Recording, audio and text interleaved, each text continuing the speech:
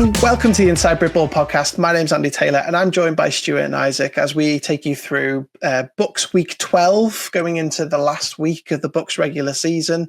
There have been playoffs confirmed, champions confirmed. We're going to talk about it all. We're going to try and build up a little bit of tension going into the weekend that's happening in tier 2, because there's plenty on the line in tier 2 for sure, and there's a massive game happening this weekend which will be the headline act for sure, but we'll get into that for now. But Isaac, did you get out and about? I think you said you were going to a game this weekend, didn't you? I was going to, but unfortunately I had to cancel at the last minute. I was supposed to be going to the Nottingham Green Hallam game, but no, I still had family members in attendance, so I know enough about what went on. Yeah, brilliant. Well, let's not delay and get straight into it. Stuart, you were supposed to be reffing, but then you were reffing, and then you weren't reffing, and then you were reffing, and then you weren't reffing, right? Yeah, we'll come on to that with the graphic later on. It's totally brilliant. Well, let's get straight into it. Looking forward to going through week 12, and as always, let's bring up the Prem first. We suspected going into the weekend that it would be an ugly scoreline or scorecard for the National League, and it turned out that way, didn't it, Isaac? And in a 53-0 win for Durham over Leeds Beckett, and then UE Bullets got a 42-0 win over Loughborough at the weekend to kind of take us into this lovely final weekend of National League. Yeah, but UWE didn't really blow us away like we probably expected them to. We probably maybe expected a scoreline similar to Leeds Beckett at the start of the season, where they scored over 100 points. So Loughborough's still strong, They're now safe in the Prem, which is always good for them. But they stood up to the challenge of UWE and stopped them scoring as many as what they probably should have done. And then Durham beating Beckett, it's not a surprise that much anymore now. So yeah, swiftly onto the Prem North and South. You do wonder, obviously we don't get this insight as much as we would like, but you do wonder whether there was a swift change at half-time, maybe when it reached 35-0 or something like that, whether they started getting prepared for this massive game coming up this week, between which we'll get onto in a little while as well. But what else stood out to you for the rest of the tier of Premier? Because we had some interesting results, albeit it tied up what we were expecting as well. Yeah, I'm just let down a little bit, if I'm honest with Liverpool. I thought Liverpool were going to Warwick and trying to give us a good game, and really putting an effort in to stay in the tier, and they let us down by that walkover. So a bit of disappointing, to be honest. That Portsmouth Destroyers Birmingham game a lot closer than I think a lot of people probably imagined as well. Birmingham were fighting for their lives, but it's a lot closer than I think anyone expected. Yeah, and I think we've heard that it was a travel arrangement mix-up, wasn't it? With presumably Sport Liverpool is their SU for Liverpool Uni, I would have thought, and there's obviously been some issue there with booking that, which is such a shame because, as you say, real tough task going to Warwick and getting something out of it, but it's almost like that relegation scrap mentality. They could have done, but they certainly couldn't, not being there, right? And then Stuart, what about you? Did you take any? What were your takeaways from the Prem tier from the weekend? The Prem as a whole. So we mentioned I was meant to be doing Warwick Liverpool, but I got a call just as I was leaving my own house in Worcester to get to Warwick, and all we had heard as a refereeing crew was Warwick had told us that a coach hadn't turned up. Now, the use of the word coach, yeah. we were like, what type of coach? Like the coach with plenty of wheels or the coach with two legs? That's literally all we know. And then it transpired that Liverpool put out a statement saying that their transport had fallen through, communication issues, this and that. So they forfeited that game. Isaac's already mentioned the score that the Bullets put up. If you saw the stream, you probably saw the conditions they were playing in. And at one point, you couldn't see each corner of the end zone on the stream because it was so foggy. It was really, really wet. Like, ball handling was not at its finest. So, I think for the Bullets to put up 42 was an achievement. And to be fair, Loughborough made, really good defensive plays. I can't remember if Bullets punted, but they certainly put up some stout defense and made Bullets drive lengths of the field.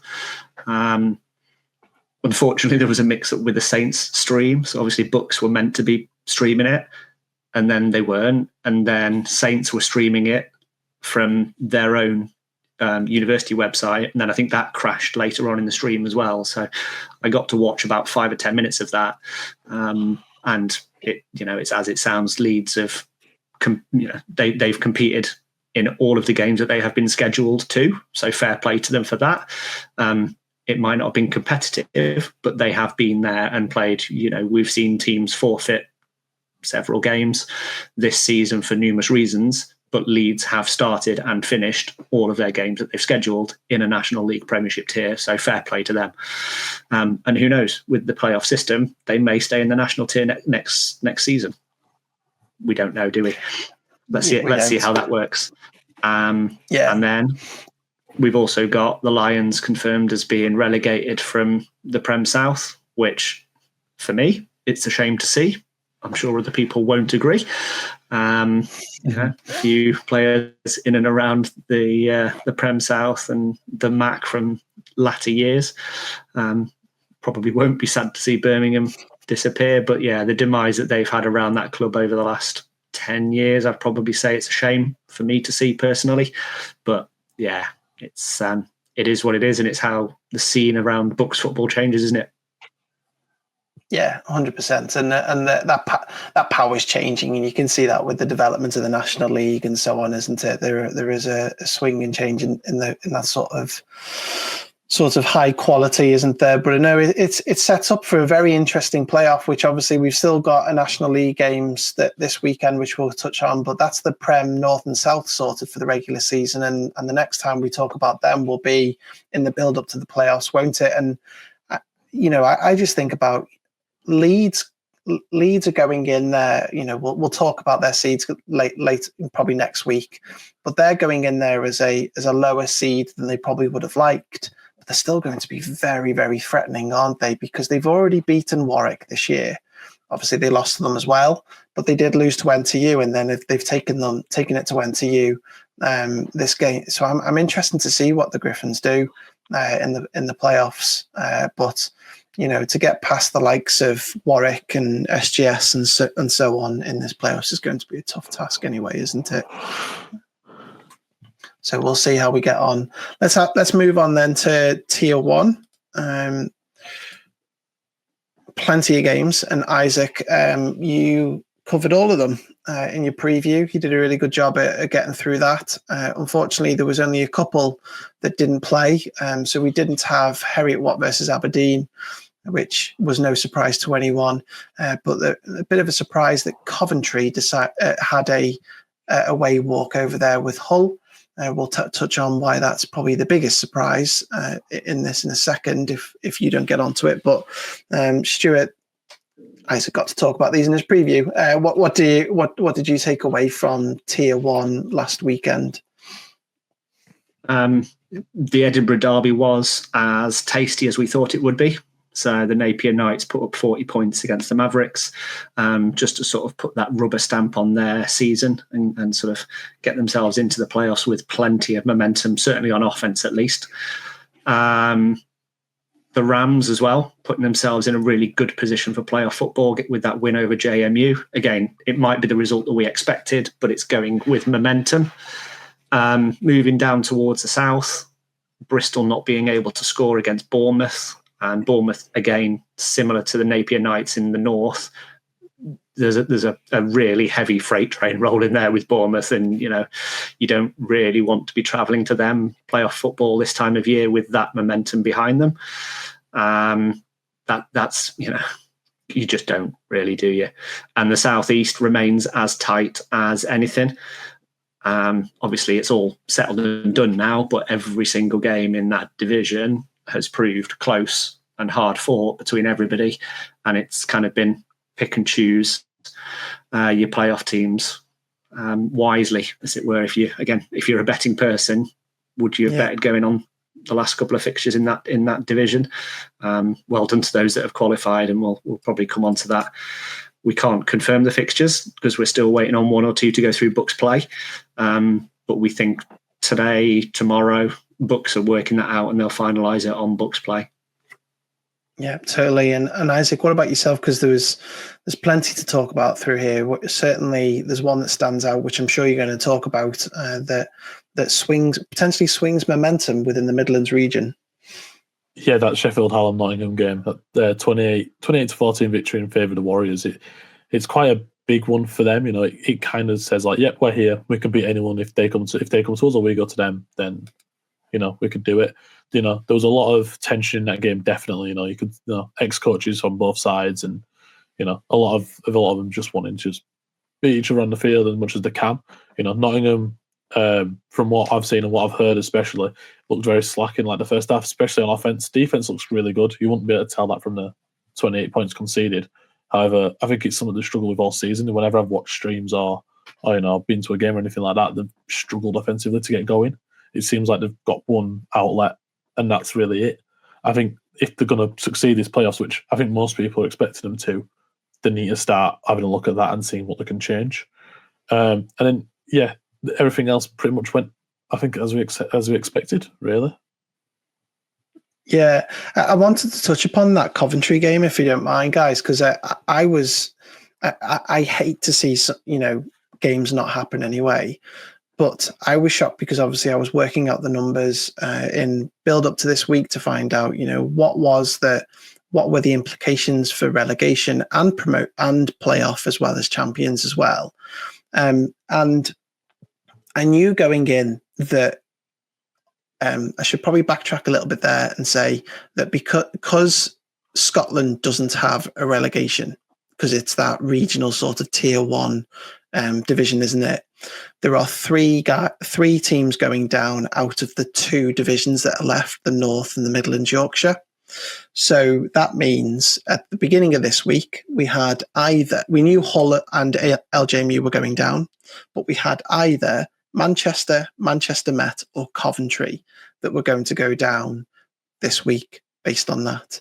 And it was completely taken out of everybody's hand. It was made very clear when Coventry didn't fulfill the fixture.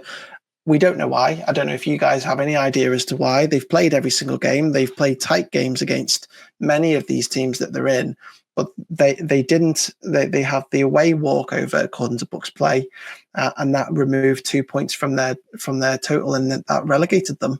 So they're going to be playing tier 2, we think. Obviously not confirmed by BUCS yet. We're totally unofficial. We have to always say that disclaimer, but we think that relegates them. However, the saddest part for me is the fact that if they did play, and if they did get beaten by Hull or whatever, they would have stayed up because they would have had a better average points conceded than Man Met of how they finished. I think it's just a pity, isn't it? And I suppose that's why these rules are in place, where don't play, you get done in, but by the rules, which doesn't necessarily happen in adult contact and other leagues, does it? You don't completely get pinched by not turning up and playing a game. But yeah, the decision, unfortunately, to not play that game has been the demise of Coventry, and they'll play tier 2 next year, I think. And they could have sent Man Met down. Which is just a shame. I'm sure that somebody of Coventry would have known that, and I'm sure that the only reason they would have forfeited that game would be, like we always talk about it at adult contact, don't we, about player safety. If they knew they were going to go into that game with under the required amount of players, then you kind of hold your hands up and say, it's not safe for me to do so. And even when you turn up, the referees will count the number of players in kit, and they'll just turn around and walk away because you don't meet the requirements.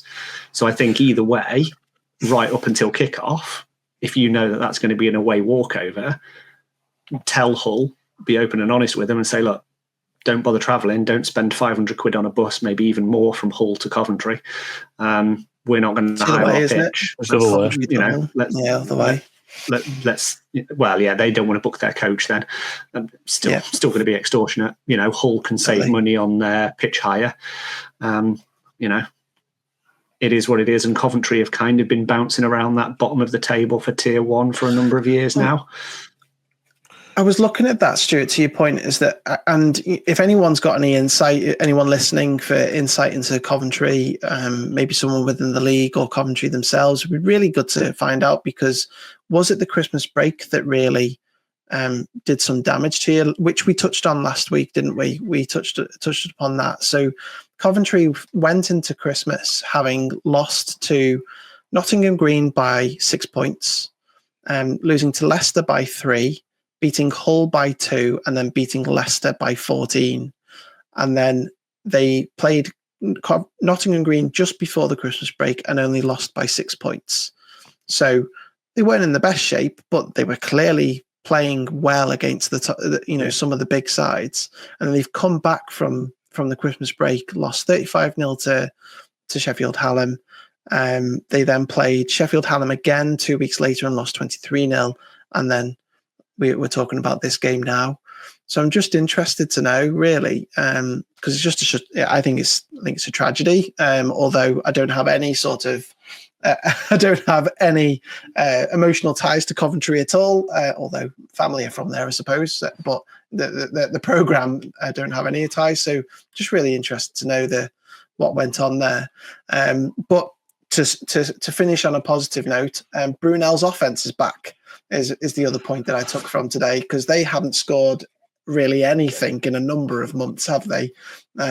They came out all guns blazing at the beginning of the season. Then they scored 11 against Brighton, 8 against Reading, 8 against Oxford, 10 against Hertfordshire, and then they came out 45-8 this week against Brighton. So hopefully that means they've got whatever they needed fixed, and they can take that into the playoffs as well. So that's the other thing that I wanted to point out that you guys hadn't touched on. But just to wrap up this tier, because it's very interesting, isn't it? Because we haven't been able to, although their deadline's passed, or at least it's passing in 3 hours' time, that to complete these fixtures, isn't it, for them?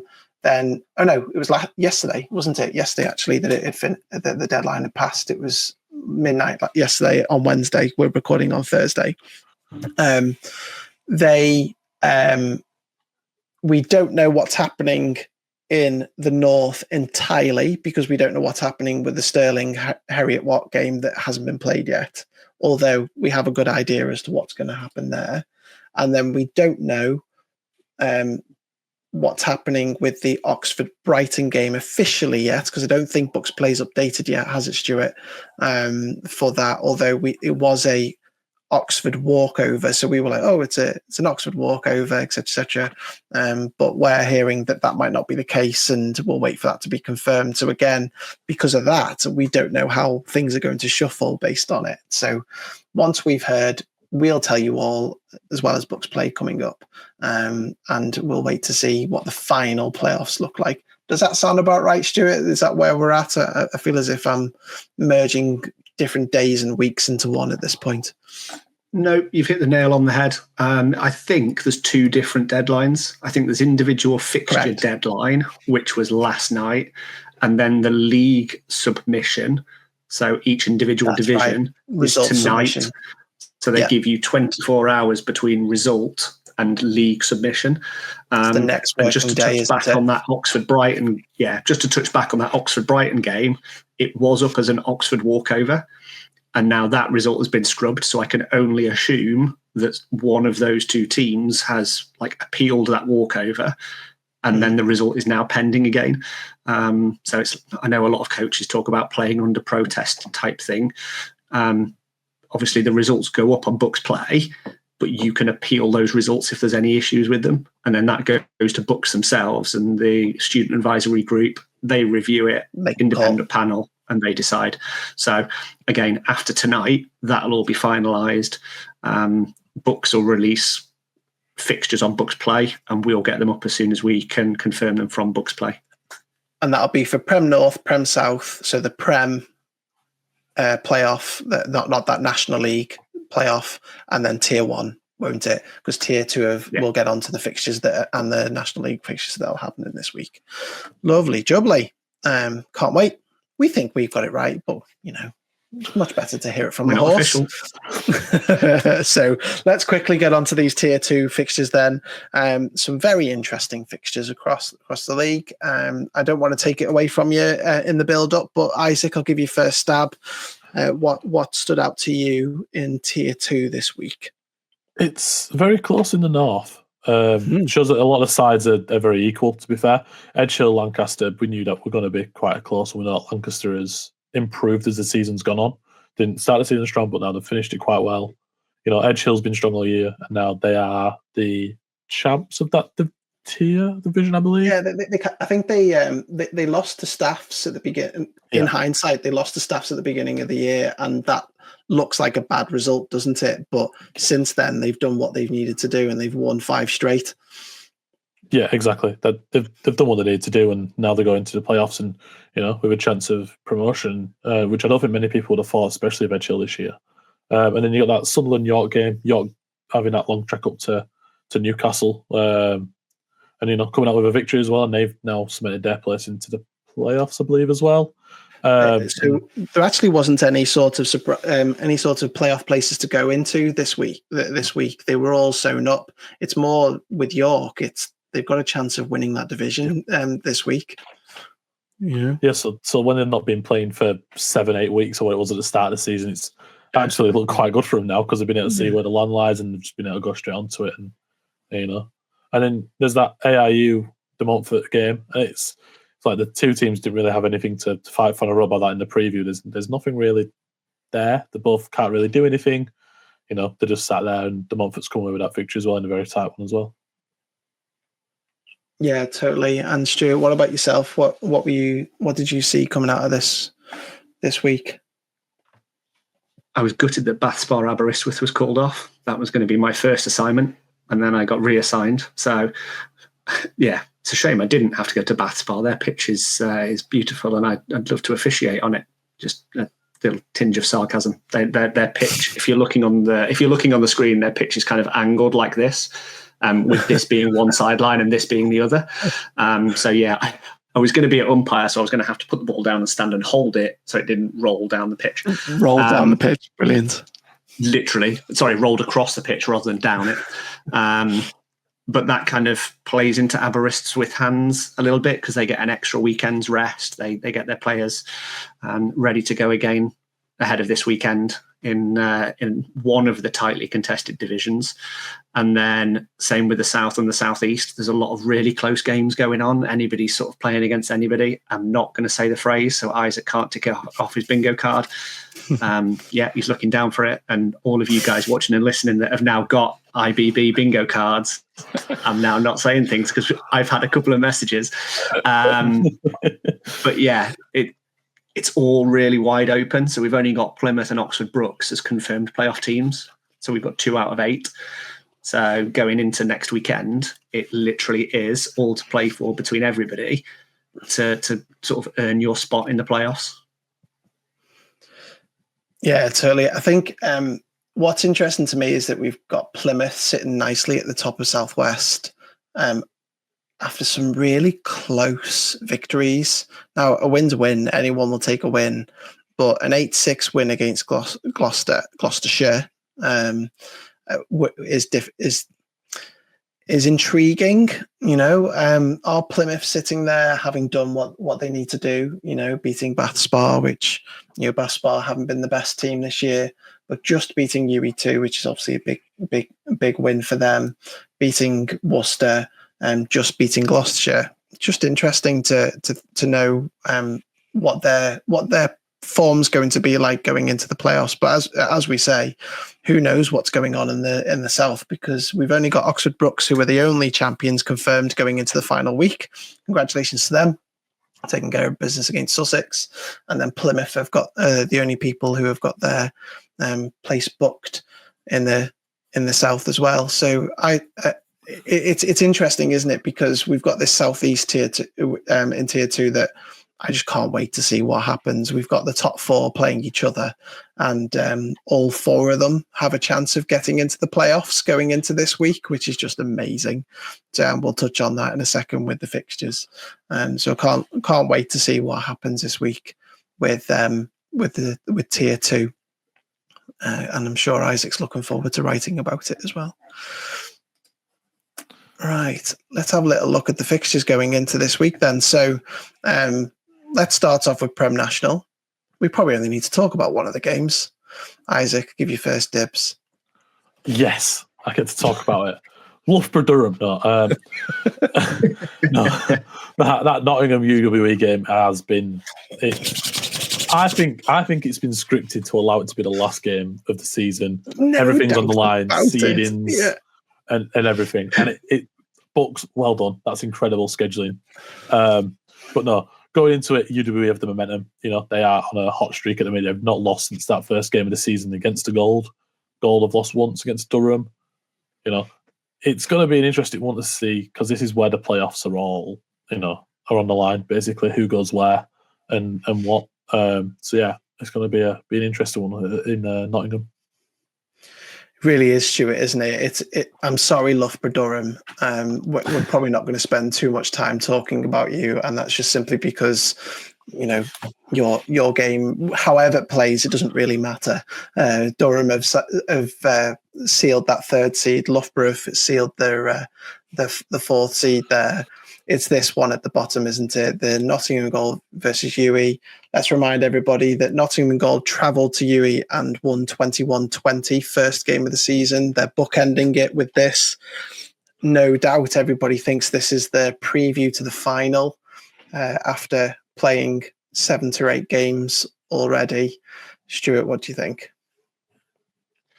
I think I'm going to enjoy watching the live stream at my family birthday party on Sunday afternoon.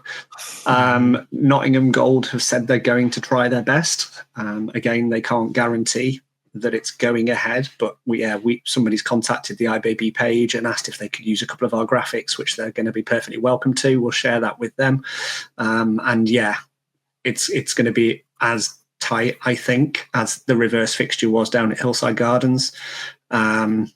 And I just can't wait. If the UWE Bullets offense is as strong as it has been the last few weeks, that Nottingham defense is going to sort of really have to show up. And I'm sure that Jason's going to be as vocal as he normally is with his defense. I don't think it's his defense anymore. I think he has coordinates for both offense and defense. But yeah, he's really going to want to work them hard to make sure that they can hold them to 20 points less, so that their offense can, you know, continually keep moving. They had that sort of surprise loss, I think we'll call it. And yeah, it's going to be an epic battle.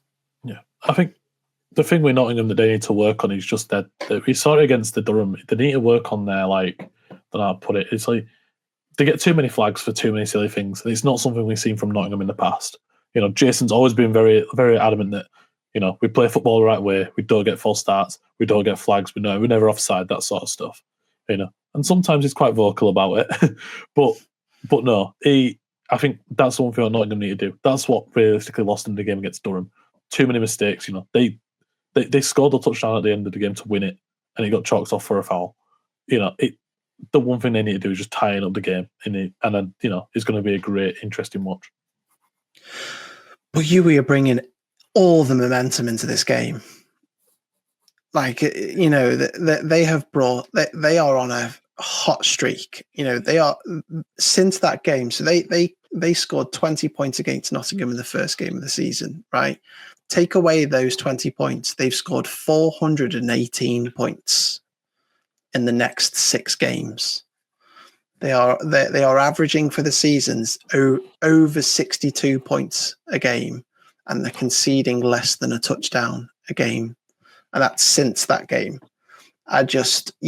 This is going to be, hopefully it's going to be just as unbelievable as the first game. Hopefully it's going to be as close, and hopefully it's going to be the headliner that it should be. And I have no doubt it probably came up in the schedule somewhere in the middle, before or after Christmas, and it got bumped right down to the end, because it's exactly what you would do if you had the opportunity, right? You would bookend this as the final fixture of the regular season. And to your point, Isaac, Nottingham Gold win, they have Loughborough at home. UE win, they have Loughborough at home. So Who do you think Nottingham wants to face in the first round of the playoffs? Is it going to be Durham at home or Loughborough at home, considering the result that happened last week? You know, it's going to be a weird one because they'll want to get revenge on Durham. That's the thing that Jason will be wanting as well.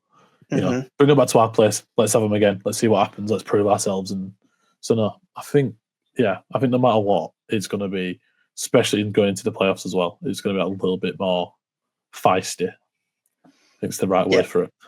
Take that division crown as well, can't they? Whoever comes away with this win, unless it'll be an odd one, won't it? So there's a 1 point turn that UE has to do. Is that right? No, it's not, because they've lost. So no, it is. It's winner takes all, isn't it? No matter what. So brilliant. Can't wait. I will be watching. So let's quickly move on to Tier 2, because we've got the final games of the regular season into Tier 2. We've already had notification that ARU Lincoln is off. Lincoln got that walkover, didn't they, Stuart? Not ARU? Yeah, I think that's my... Check that while we're talking. Yeah? Yeah, no, I think that's my error. I'm pretty sure that is. Okay, no problem. And we've got Imperial with a walkover over Canterbury. So unfortunately, we haven't seen Canterbury play for a very, very long time. So maybe they had issues far greater than we thought than at the beginning of the season.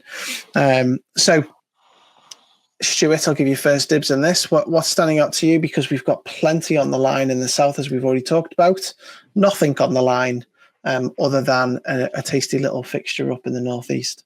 In the north. I was going to say I could be here talking about the south all the time, but we're not going to spend too much on the north, so I might as well go wild with the south, really, hadn't I? Yeah.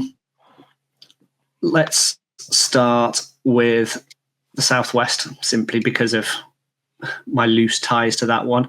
Obviously, Plymouth have already qualified, so they're just playing for championship. Right?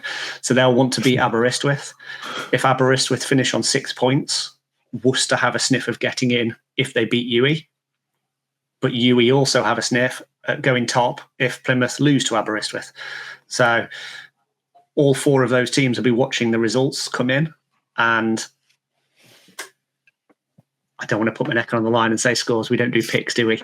I think if this goes the way it goes, we could still end up with 3 teams qualifying from the southwest, with the best third placed team coming from this division, which again is an interesting little twist, because you could still qualify even with a loss on the game day.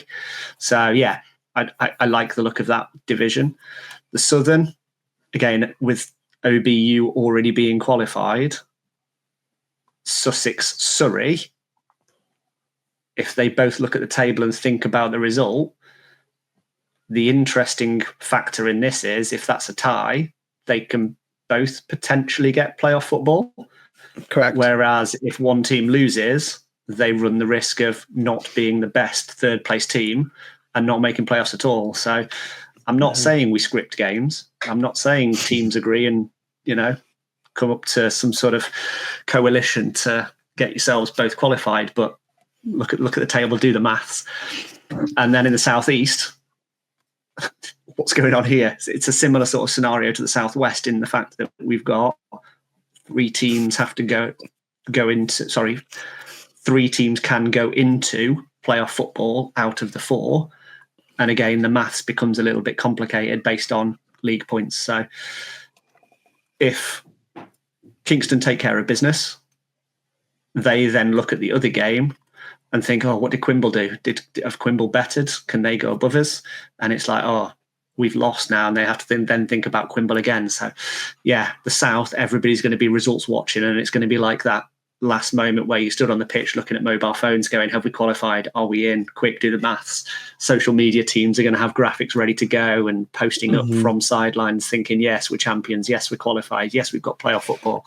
And again, while I've got the UE game on one screen, I might get the other fixture results up on my other screen and start frantically typing away graphics and get them ready to go out on our socials, because that south between those 6 ties that are remaining is going to be juicy.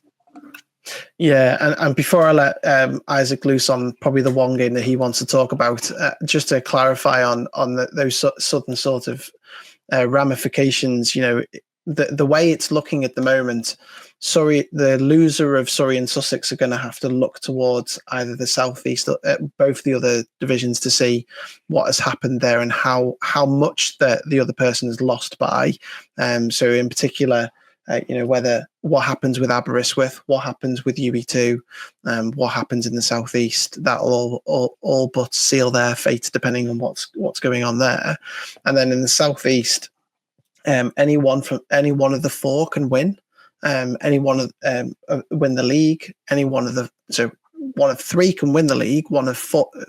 Three of four can make the playoffs, which is incredible. I'd love to know what you think when you wrote City St John Wolfpack. Different male name, but we have. There's three errors on this screen, so let's just keep pointing them out. We'll carry on. Who on earth the Canada Chargers and the Immortals with one M? Yeah. So, anyway, this is why we don't use our AI, so that we can make human error and people can laugh and point at us and correct us in graphics. You do a fantastic job. We have to. Who needs artificial intelligence? That Welsh team spelled wrong. Am I joking? Yeah, exactly. Just looks I spelled that one right.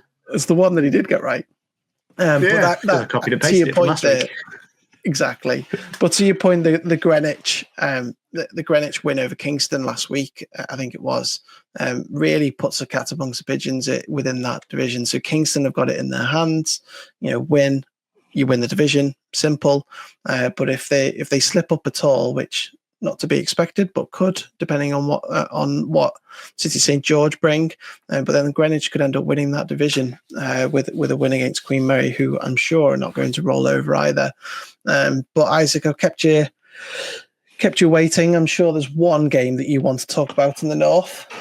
Yeah, it's Sheffield against York. Sheffield have been strong all season. Realistically, they were strong last year as well. And they were quite unlucky not to be promoted last season. But this year they've looked on it since the first game, haven't they? They go against the York side, who are coming in with great form as well. Although they didn't play till whatever it was in the season, they've used that and they've just they've got the last 3 wins in a row now. I think it is. Yeah, maybe. Yeah, exactly. So they're going to look at this game thinking, yeah, we're up for it. We can do it. Winner takes all, really, when he wins the division and gets that higher seed in a favourable, playoff round. Yeah, you've got to say it is their 4th game in a row, so hopefully they're going in for, healthily. York, right? On the other side, we haven't seen Sheffield since the 26th of January, so they've been resting or rusting, depending what your opinion is. But if York need to win, but then they need to win by 20. To be able to, 2021 to be able to take the division if that's what they're after. So it's a really tough ask for them against a strong Sheffield side who have performed well and, beaten people handily throughout the season. So it'll be interesting to see what comes out of there. But it's a final. Winner takes all. Winner takes the 1 to 3 seed into the playoffs and also takes the division title, whoever comes away winner there, which will be nice. Obviously, York can win, but not win by too much, and then Sheffield still have the head-to-head. But really interesting to see what's going on. And then Derby get almost like a victory parade as they go to De Montfort, don't they? Because they've already tied up that division title. They just want to make sure that they improve on that seeding. And looking at it, there's a 30-point swing between. Well, no, it won't be that much, will it? It's a 4-point average swing between Sheffield and Derby. So if York can put some on Sheffield and Derby not concede much at all, then there might be a swing there in the 1st and 2nd seed as we have it. But we'll see how we do. So anyone getting to see any games other than these amazing live streams that we're going to be glued to, certainly at 1 o'clock on, presumably it's Sunday, is it, that game? The Nottingham game, not Saturday? Yeah. Yeah. Are we getting out and about at all? Are you reffing at all, Stuart? No, I've got another family birthday party that I'm going to on Sunday. So we'll go and enjoy that and sit unsociably in the corner from 1 o'clock. Yeah, we all glued to that live stream, weren't we, watching that game for sure, which is probably going to be a dress rehearsal for the final, but don't want to count the chickens at all, of course. But no, as always, it's been great to get your thoughts on the fixtures and the results that have happened. We look forward to seeing what comes out of that game, that headliner on Sunday, but also what comes out of Tier 2 from these results as well. We will drop the playoff stuff as soon as we get official word. We don't know what's happening with those two games yet, the Oxford game and the Stirling game, which are all outstanding for Tier 1. As soon as we know, we'll let you know. And we'll be back next week for sure with a roundup as what's happened in Tier 2 and the Prem National this week. And then we'll be building up towards the quarterfinals and the round of 16, I think it is, for T1 and the Prem North and South as well, get into next week. So thank you guys for your time. Thank you for sharing your opinions with everybody. And we'll look forward to speaking to you again next week. And thank you for those listening and watching. We'll catch you again next week.